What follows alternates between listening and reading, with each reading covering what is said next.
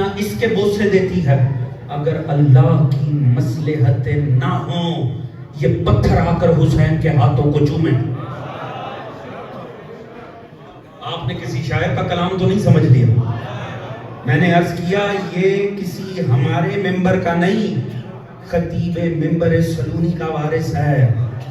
کعبے پہ کھڑے ہو کر عباس فرما رہے ہیں، سنو دنیا والو، اگر اللہ کی مصلحتیں نہ ہوں تو سارا زمانہ حجر اسود کے بوسے لیتا ہے، یہ حجر اسود آ کر حسین کے ہاتھوں پر بوسے لیتا ہے۔ اگر بس میرے پاس 10 منٹ ہے، میں نے یہی جملہ سمجھا دیا تو کمال ہو جائے خدا کی قسم۔ یہ حجر اسود ہے کیا؟ میں صرف قرآن سے یہ ثابت کرنا چاہ رہا ہوں، عباس نے جذباتی بات نہیں کی۔ توجہ ہے جی؟ یہ حجر اسود آیا کہاں سے؟ اسے کہتے ہیں جنت سے آیا۔ ایسے ہی ابن حجر مکی کی کتاب ہے سوائی کے محرکہ، آپ کے مکتب کے خلاف لکھی ہے، مگر کمال ہے نا، لکھی آپ کے مکتب کے خلاف تھی، یہ تلواریں اپنے ہی نشیمن پہ چل گئی۔ توجہ ہے جی؟ فرماتے ہیں، راوی کہتا ہے میں کھڑا تھا حجر اسود کے ساتھ، وہ کہتا ہے دوسرے خلیفۃ المسلمین تشریف لائے اور انہوں نے آ کر اسے بوسہ دیا۔ جب خلیفہ صاحب آئے سب پیچھے پیچھے ہو گئے، بوسہ دینے کے بعد پتھر کو مخاطب کر کے کہتے ہیں، اے حجر اسود، مجھے پتہ ہے تو فقط ایک پتھر ہے، تو نہ نفع دے سکتا ہے نہ نقصان دے سکتا ہے۔ اگر میں نبی مقدس کو تجھے چومتے ہوئے نہ دیکھتا میں نہ تجھے چومتا۔ توجہ ہے جی؟ قد استلم الناس الحج والحجر یستلم یدہ، پورے ذہن میں رکھیے گا، دنیا اسے آ کر چومتی ہے، یہ آ کر حسین کے ہاتھوں کے بوسے لیتا۔ دوسرے خلیفہ مخاطب کر کے کہنے لگے مجھے پتہ ہے تو نہ نفع دیتا ہے نہ نقصان، یہ تو صرف ایک پتھر ہے، اگر رسول کو چومتے نہ دیکھا ہوتا میں تجھے چومتا ہی نہ۔ فرماتے ہیں جیسے ہی انہوں نے یہ فرمایا، یہ تو خلیفۃ المسلمین تھے، حجر اسود کی قسمت اچھی، وہاں پر امام کائنات آ گئے، اور مولا علی نے عمر بن خطاب کا یہ جملہ سن لیا اور آپ نے فرمایا اے عمر، جا کے سوائے کے مہر کا اٹھا کر پڑھیے گا، اے عمر تمہیں کس نے یہ کہا کہ یہ پتھر نہ نفع دیتا ہے نہ نقصان؟ تمہیں کس نے یہ کہا یہ نفع دیتا ہے نقصان؟ انہوں نے کہا کہ ہیں یہ پتھر نفع اور نقصان بھی دیتا ہے؟ آپ نے فرمایا بالکل دیتا ہے۔ کہا کیسے؟ اب جو اگلا جملہ سوائے کے محرکہ نے لکھا، میں اب اس فاضل مجمع کے آگے کیا تشریح کروں؟ مولا علی ان سے مخاطب ہو کے فرمانے لگے تم نے قرآن نہیں پڑھا؟ بھائی سبحان اللہ، توجہ ہے جی؟ بھائی لفظ حسبنا کتاب اللہ کا لطف آ گیا ہے۔ فرمایا تم نے قرآن نہیں پڑھا؟ تعجب سے کہنے لگا قرآن میں کہاں لکھا ہے کہ یہ نفع بھی دیتا ہے یہ نقصان بھی دیتا ہے؟ آپ نے فرمایا اللہ نے عالم ذر کی بات کی، آپ نے عہد پروردگار نے عہد الست کی بات کی تھی، سورہ اعراف کی 172ویں آیت، وَإِذْ أَخَذَ رَبُّكَ مِن بَنِي آدَمَ مِن ظُهُورِهِمْ ذُرِّيَّتَهُمْ وَأَشْهَدَهُمْ عَلَىٰ أَنفُسِهِمْ أَلَسْتُ بِرَبِّكُمْ قَالُوا بَلَىٰ شَهِدْنَا أَن تَقُولُوا يَوْمَ الْقِيَامَةِ إِنَّا كُنَّا عَنْ هَٰذَا غَافِلِينَ۔ اللہ نے ساری انسانیت کو پشت آدم سے نکال کے اپنے سامنے کھڑا کر کے ایک اوتھ نہیں دیا تھا، أَلَسْتُ بِرَبِّكُمْ، سرکار بالکل لیا تھا، سب نے کہا تھا قالوا بلا، سرکار بالکل فرمایا تھا قرآن میں ہے قرآن میں ہے۔ آپ نے فرمایا سنو، جب اللہ نے یہ اوتھ لے لیا نا تو اللہ نے ملائکہ سے کہا، اب دیکھیے قرآن میں تو صرف یہاں تھا، اب آگے تو علی نہیں بتانا تھا کیا ہوا؟ نہیں تھک رہے ہیں حضور، آپ غور نہیں فرما رہے بھائی، اب جس سے پوچھ رہے ہیں ان کے فرشتوں کو بھی نہیں پتا کہ آگے کیا ہوا، اب تو علی کو پتا ہے یا فرشتوں کو پتا ہے کہ کیا ہوا؟ تو مولا نے فرمایا سنو، اللہ نے ملائکہ سے کہا یہ جن نے کہا نا بلا، ان سب کے نام لکھو، ان سب کے نام۔ جب ہو گیا رجسٹر تیار ہو گیا، اللہ نے جنت سے ایک پتھر کو حاضر کیا۔ جب وہ پتھر آیا نا کہاں سے پتھر آیا؟ اس کو کہا یہ تو اپنے سینے میں رکھ لے، یہ اپنے سینے میں رکھ لے، یہ رجسٹر جس پہ سب کے نام لکھے ہیں، کس نے عالم ذر میں عہد الست اللہ سے کیا تھا۔ پروردگار نے فرمایا پتھر یہ سب اپنے سینے میں رکھ لے، صبح قیامت جب میں دوبارہ ان سب کو اپنے سامنے کھڑا کروں گا تو اس وقت تو نے گواہی دینی ہے، یا اللہ اس نے بھی کہا تھا اب مکر رہا، اس نے بھی کہا تھا اب مکر گیا، اس نے بھی کہا تھا یہ مکر گیا۔ اب سمجھے یہ جو صحابی ایک دوسرے کے اوپر سے چڑھ چڑھ کے گر کے اسے چومنے کی کوشش کرتے ہیں، یہ کیا ہے؟ یہ اپنی فوٹو آئی ڈی دکھاتے ہیں۔ توجہ ہے دوستانے عزیز کہ بھائی دیکھ لے، میں نے وہاں عہد کیا تھا، میں یہاں پر بھی عہد پہ برقرار ہوں۔ توجہ ہے جی، اس پتھر نے لیا، پتھر کو اللہ نے حجر اسود بنا دیا۔ اب سمجھ میں آیا وہ پتھر کیا ہے؟ وہ پتھر جنت کا ہے۔ اب سنیں عباس کیا فرما رہے ہیں، قد استلم الناس الحجر والحجر یستلم یدہ۔ اگر اللہ کی مصلحتیں آڑے نہ آتی، ساری دنیا آ کے اس پہ بیعت کرتی ہے۔ یہ بیعت کرنا ہے، اسے چومنا، اس بیعت کی تجدید کرنا ہے۔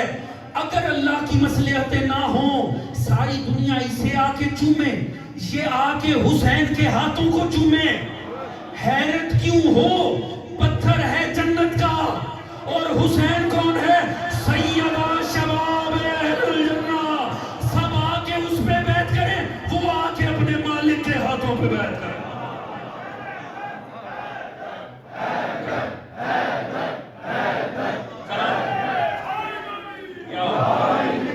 جو فرما رہے تھے حضور آخری جملہ اور بس اس پہ آپ کی زحمت تمام۔ ادھر تو جناب عباس نے کمال ہی کر دیا، یہاں عظمت حسین بتائی، تھک تو نہیں گئے ہیں؟ سب میرا ساتھ دیتے ہیں حضور؟ کمال ہو گیا۔ اب جناب عباس کا تو لہجہ ہی بدل گیا۔ ہم نے خطبہ تو سنا نہیں، خدا کرے کبھی سائنس کی ٹیکنالوجی، اور ہو سکتا ہے ایک وقت ایسا آ جائے کہ پرانی آوازوں کو بھی سمیٹ لیا جائے، کبھی سائنس ہمیں یہ خطبہ ہو سکتا ہے سنا دے۔ اگر دنیا آگے بڑھے، کوئی بعید نہیں ہے کہ وہ تمام خطبے جو جناب عباس نے مٹی کے حوالے کیے، جناب علی نے مٹی کے حوالے جو خطبے کیے، کبھی وہ واپس روایت ہو جائیں اور انسانیت سن سکے علی نے کون کون سے راز بتائے تھے، عباس کہہ رہے تھے، لہجہ عباس کیا تھا۔ الفاظ بتاتے ہیں لہجہ بڑا خطرناک ہو گیا ہوگا۔ فرما رہے ہیں سنو، وَلَوْ لَمْ تَكُنْ مَشِيَّةُ مَوْلَائِ مَحْبُولَةً مَمَشِّيَّةَ الرَّحْمَانِ لِفُقْتُ عَلَيْكُمْ كَالسَّكَرَ الْغَضَبَانِ عَلَى عَصَافِيرِ الطَّيْرَانِ۔ خدا کی قسم ترجمہ ہی خالی پیش کر کے چلا جاؤں نا تو جناب عباس کی آپ کو ہیبت سمجھ میں آ جائے۔ مجھے نہیں پتا یہ جملہ کہنے کے لیے کون سا درجہ پہلوانی چاہیے، انسان کے جسم میں کتنی طاقت ہو، لہجے کی کون سی کاٹ ہو،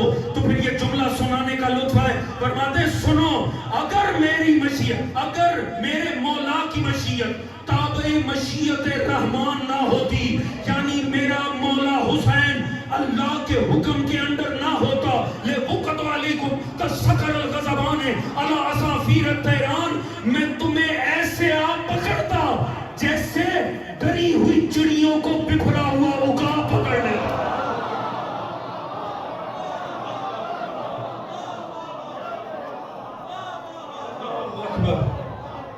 آپ نے غور فرمایا کہ نہیں؟ عباس فرما رہے اگر میرا مولا حسین تابع مشیت خدا نہ ہوتا، الفاظ بتا رہے ہیں حسین کا ایک ایک قدم اللہ کی مشیت کے تابع تھا۔ اس کا مطلب ہے صبح قیامت تک جو لعین حسین پر اعتراض کرے نا، وہ حسین نہیں خدا پہ اعتراض کر رہا۔ تو میں کیا کرتا؟ میں تمہیں ایسے آ لیتا جیسے ڈری ہوئی چڑیوں کو بکھرا ہوا عقاب پکڑتا۔ ایک منٹ ٹھہرتے، وقت تو ہو چکا ہے مگر 2 منٹ کی زحمت، پھر زحمت تمام۔ 2 بزرگان بیٹھے ہیں، دعائیں لینے کے لیے عرض کر رہا ہوں۔ یہ امام نے جناب عباس نے کدھر فرمایا؟ کون سا موقع ہے؟ 8 ذی الحجہ 60 ہجری۔ رسول نے اعلان غدیر کب کیا تھا؟ 18 ذی الحجہ، وہ 10 ہجری 11 ہجری ایسے ہی ہے نا۔ کتنے تھے رسول کے پاس؟ 1.25 لاکھ۔ کتنے حاجی رسول کے پاس تھے؟ 50 سال کا فرق ہے۔ جس وقت حاجی رسول کے سامنے کھڑے تھے اعلان ولایت علی کے لیے، اسلام کی پوری حدود کیا تھی؟ مکہ، مدینہ، طائف، کچھ حصہ یمن، ایسے ہی ہے۔ اور اب جب عباس کے سامنے حاجی کھڑے ہیں 50 سال بعد، اب عالم اسلام سے پوچھیں، مولوی روزانہ بتاتے ہیں سندھ سے لے کے وہاں تک اتنے لاکھ، اتنے ہزار، اتنے مربع میل پہ اسلام کے پرچم لہرا رہے تھے. جو ہے دوستان، اسلام دنیا کے نقشوں میں تبدیل. حضور سوچے اگر اس وقت واپسی پہ 1.25 لاکھ تھے تو آج 50 سال بعد نہ رومن امپائر کھڑی رہی ہے نہ ہی پرشین امپائر کھڑی رہی ہے. کتنا حاجی ہونا چاہیے؟ کم از کم 20-25 لاکھ ہو. نہیں کرتے، آدھا لے لیتے. 10-12 لاکھ تو بنتے ہی ہیں. چلو اور کم کر لیتے ہیں. 7-8 لاکھ تو ہونا ہی چاہیے. بات پہنچ گئی جی. 7-8 لاکھ کا مجمع کھڑا ہے عباس کے سامنے. اب پہچاننا عباس کسے کہتے ہیں. فرمارے اگر میرے مولا کی مشیت تابع مشیت رحمان نہ ہو تمہیں ایسے آلوں جیسے ڈری ہوئی چڑیوں کو بپھرا ہوا عقاب پکڑتا ہے. کنہیں؟ تمہیں. یہ کہنے کے بعد علی کا لال کعبے سے کہیں غائب تو نہیں ہوا. سب کے سامنے نیچے اترے، وہیں سب کے سامنے سے گزرے.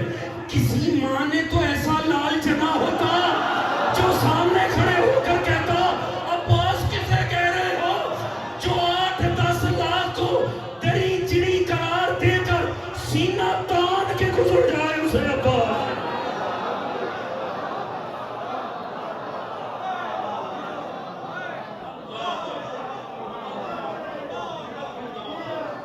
توجہ فرما رہے جو سامنے.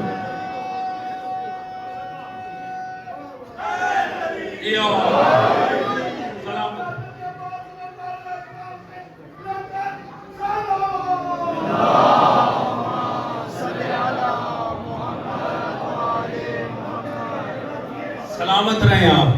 توجہ فرما رہے ہیں حضور. کوئی تو ایسا لال جنا ہوتا کسی ماں نے.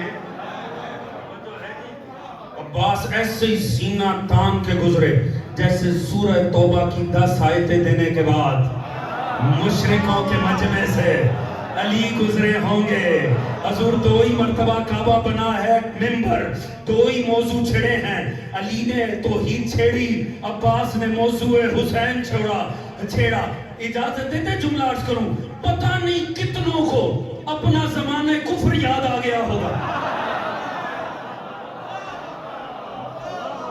توجہ ہے؟ یاد رکھنا دوست، عباس نصرت امامت کا استعار. کونوا مع الصادقین کی عملی تفسیر وجود حضرت عباس.